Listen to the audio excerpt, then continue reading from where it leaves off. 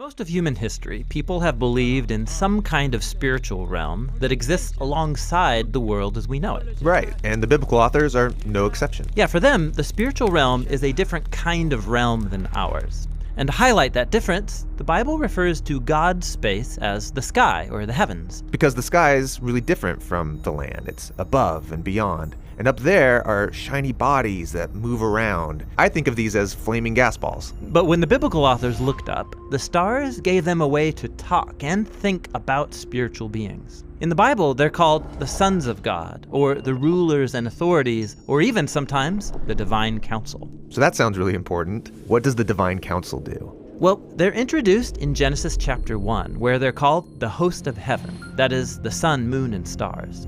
And there, they're also called signs, meaning that their power and status symbolizes and points to God's power and status. Yeah, so in Genesis 1, God appoints them to rule over the day and night. Exactly. And then later in the Bible, we're told that they were celebrating God's power and creativity when he created the world. Like the cheering section of a game. Yeah, right. There are also stories in the Bible where God invites the divine council to participate in making a decision. Like when they help decide how to bring down the corrupt Israelite King Ahab. Or in the book of Job, where they debate God's policy of rewarding people who do good. So they're like God's staff team.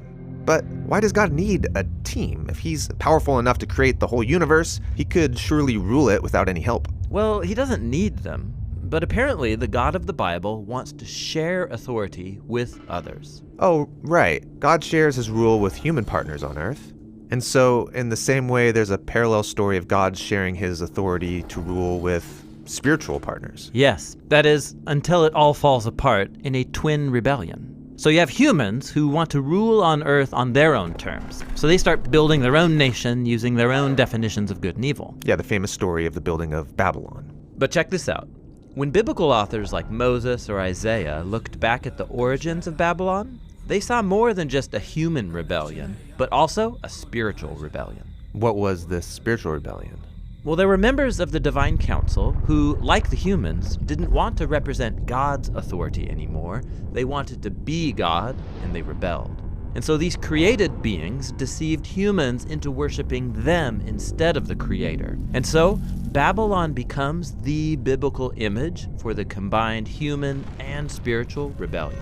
And so God scatters the people from Babylon into different nations. And in the book of Deuteronomy, Moses says, this is when God also scattered the rebels of the divine council with them. So the nations are handed over to spiritual rulers. Yes, and this is why when the biblical prophets look out at the violent empires of their day, they see two dimensions to all the chaos and injustice. Human rebels who are being corrupted by the worship of spiritual rebels, the idol gods of money, sex, and military power. Yeah, when humans give their allegiance to these powers, it leads to a world like ours. Right, and the best example of this is the story of the Exodus, where we're told that the Egyptian genocide of the Israelites was inspired by Pharaoh and by the gods of Egypt. That's really intense. But it's not the end of the story. When God rescued the Israelites from Egypt and its gods, he invited them to become his covenant partners and learn a different way of ruling the world. And they agree to it, but in the end they don't honor the partnership. They give their allegiance to other gods. And so this leads to their exile in Babylon, where they become slaves once again to a foreign nation and their spiritual rulers, awaiting a new exodus into freedom. And this is where the story of Jesus picks up. He said he was here to rescue the world and take it back from the rebels. Which rebels? The human ones or the spiritual ones? Exactly. For Jesus, it was all connected. When he marched into Jerusalem for Passover, he was announcing the ultimate exodus. He was there to confront and overcome all rebel powers and authorities, and he did it by giving up his life. So this is what the Apostle Paul meant when he said that Jesus disarmed the powers and authorities, triumphing over them by the cross. Yes, Jesus condemned our evil by allowing the rebels to unleash all their hate and evil on him. But then he overcame it with the power of his love and resurrection life. And then Jesus told his followers that all authority in heaven and earth now belongs to him.